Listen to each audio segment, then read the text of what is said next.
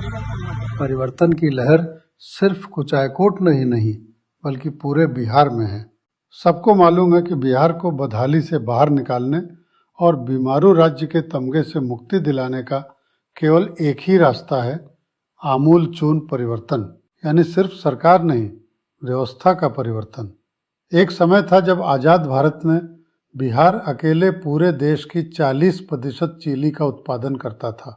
आज वही आंकड़ा घटकर मात्र 2.5% रह गया है। माना कि इसके पीछे केंद्र सरकार की नीतियों का भी असर रहा है, लेकिन इसकी सबसे बड़ी वजह रही है बिहार की भ्रष्ट और अकर्मण्य सरकारें। पहले बिहार की सरकारें कमज़ोर थीं, पर 1990 के बाद सरकारें मजबूत हुई।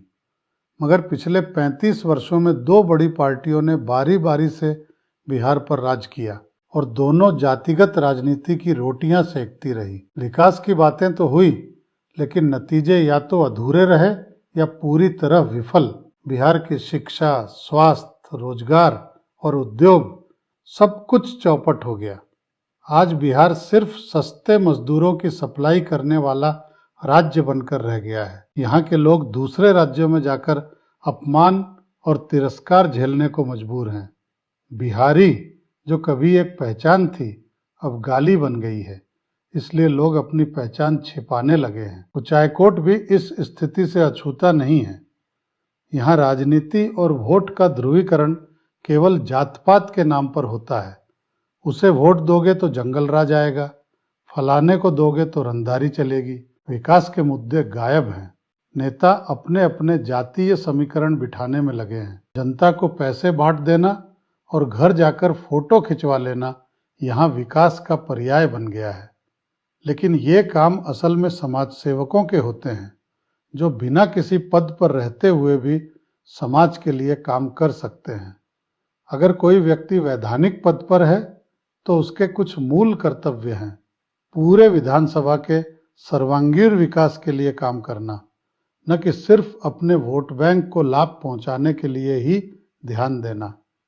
अगर आप किसी की सेवा इसलिए कर रहे हैं कि उससे आपको अगला चुनाव जीतने में मदद मिले, तो वह निस्वार्थ सेवा नहीं बल्कि स्वार्थपूर्ण सौदा है। जनता अब इन सारे दांव पेचों को समझ चुकी है। इसलिए इस बार जनता बदलाव के मूड में है और वह भरोसा जताना चाहती है जन सुराज पर, क्योंकि जन सुराज ही वो पार्टी है जो सिर्फ वादे नहीं बल्कि बिहार को बदलने का स्पष्ट ब्लूप्रिंट लेकर आई है। हम हवाई बातें नहीं करते और न ही मैं कुचायकोट को लेकर कोई डींगे हाँक रहा हूँ।